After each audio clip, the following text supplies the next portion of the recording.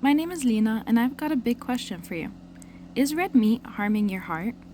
A year ago, I had high cholesterol. I made one major change, which was cutting back red meat.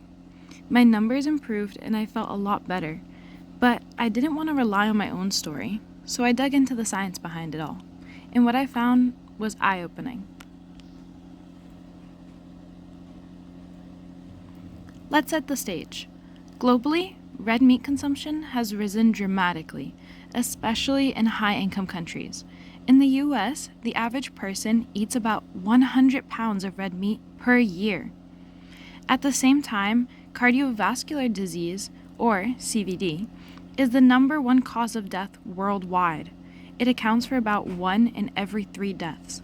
That's not just heart attacks, but also strokes and artery damage. In the foods we eat, they're the key players. One of the biggest, red meat. In a 2020 study published in BMJ, researchers followed over 43,000 men for decades. They found that eating more red meat, especially processed meats like bacon, increased the risk of coronary heart disease. But here's the twist.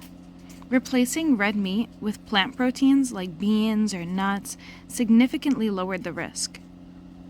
That's a powerful and practical takeaway. So why is red meat risky?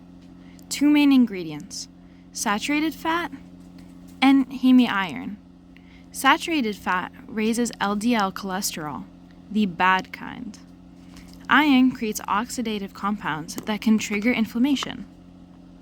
Over time, this leads to arterial damage and increases the chances of a heart attack.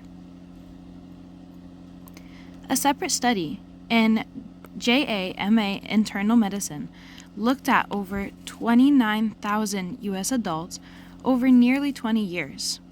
It found that even moderate red meat intake, just 2 servings per week, was linked with a higher risk of both CVD and early death. Meanwhile, people who leaned on fish or plant-based proteins saw no increase in risk.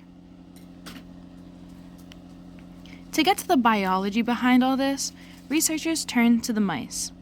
A 2021 study in gut microbes showed that iron from red meat made their gut lining more permeable. That condition, called leaky gut, let harmful bacteria leak into the bloodstream, causing body-wide inflammation. And inflammation is one of the most dangerous accelerators of heart disease. So what should you do? You don't need to swear off red meat forever, but small changes go a long way.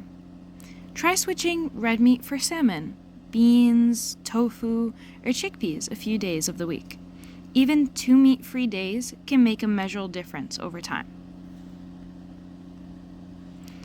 Let's recap. Red meat increases heart disease risk. Processed meat is even worse. Replacing it with plant-based foods lowers that risk. Gut inflammation adds to the danger. This isn't about fear, it's about empowerment. Your plate is your power. You get to decide what goes in and what stays out of your arteries. Here are the studies that I referenced today. Thank you for watching.